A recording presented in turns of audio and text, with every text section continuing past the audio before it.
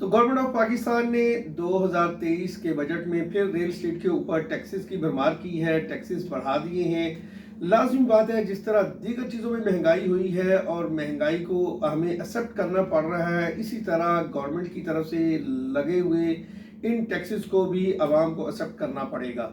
इसके बगैर आपका गुजारा नहीं है। मुल्क को चलाने के लिए मुख्तलिफ अशकाल में टैक्सेस लगाए जा रहे हैं। तो रियल एस्टेट के ऊपर ये जो टैक्स लगे हैं, तो लाजमी बात है कि इससे भी मुल्क की जो कर्ज़ों में अदायगी है उसमें हेल्प मिलेगी गवर्नमेंट को। इसलिए हमें, जहां हम प्रॉपर्टी का बिजनेस करते हैं, खरीदो फरोख्त करते हैं, प्रॉफिट कमाते हैं, तो उसमें से हमें इन टैक्सेस को देना चाहिए और हमें इन टैक्सेस से कतई खौफजदा नहीं होना चाहिए। क्योंकि गेन टैक्स की अगर बात करें, आज की वीडियो में गेन टैक्स पे बात करेंगे, इंशाल्लाह बाकी टैक्सेस पे भी बात होती रहेगी।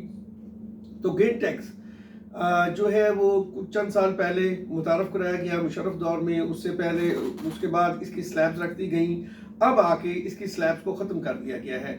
यानी गेन टैक्स का मतलब ये है कि गेन जो आपने की है, जो अमाउंट आपने प्रॉफिट में ली है, उसमें से आप कुछ हिस्सा गवर्नमेंट ऑफ पाकिस्तान को दें।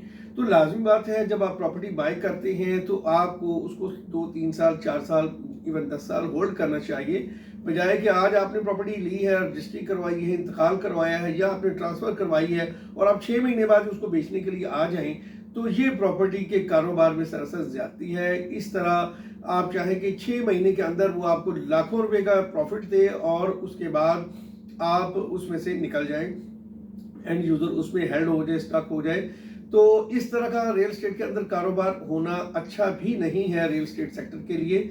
बिल्कुल ग्रेजुअली इसकी प्राइसेस को बढ़ना चाहिए, और अगर आप उस प्रॉपर्टी को 3 साल बाद बेच रहे हैं, 5 साल बाद बेच रहे हैं, 10 साल बाद बेच रहे हैं और आपने वहां से कोई ना कोई प्रॉफिट गेन किया है और उसमें से आप गवर्नमेंट ऑफ पाकिस्तान को एक नॉमिनल सा शेयर बींगा गेन टैक्स देते हैं, तो मेरा ख्याल है कि वो गवर्नमेंट का भी हक बनता है, आपको देना चाहिए।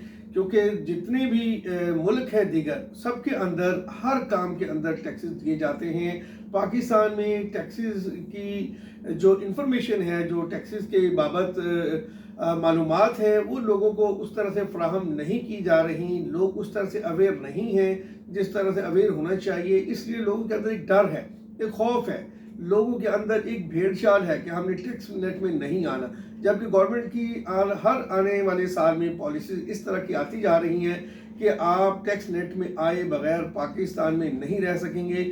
मोटर बाइक खरीदेंगे तब भी आपको टैक्स देना पड़ेगा, गाड़ी खरीदेंगे तब भी आपको टैक्स देना पड़ेगा, और आप टैक्स नेट से दूर नहीं रह सकते।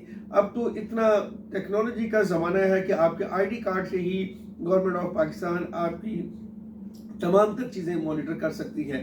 तो गेन टैक्स के ऊपर बात थी कि अगर आपने प्रॉपर्टी के अंदर कोई चीज़ बाय की है और आपने उसमें से 10 लाख, 20 लाख, 30 लाख अगर प्रॉफिट कमाया है, तो उसमें से आपने गवर्नमेंट ऑफ पाकिस्तान को being a filer gain tax पे करना है तो वो कम है। बीइंग अ नॉन फाइलर अगर आपने टैक्स पे करना है तो वो बहुत ज़्यादा हाई है, वो उससे कोई डबल से फिर आप उसको डबल करते हैं तो उसकी वो तकरीबन रेशो बनती है। ये मैं इसलिए इन वर्ड्स में बता रहा हूँ क्योंकि हर जगह पे गेन टैक्स मुख्तलिफ है, वो सबको एक्सप्लेन नहीं किया जा सकता।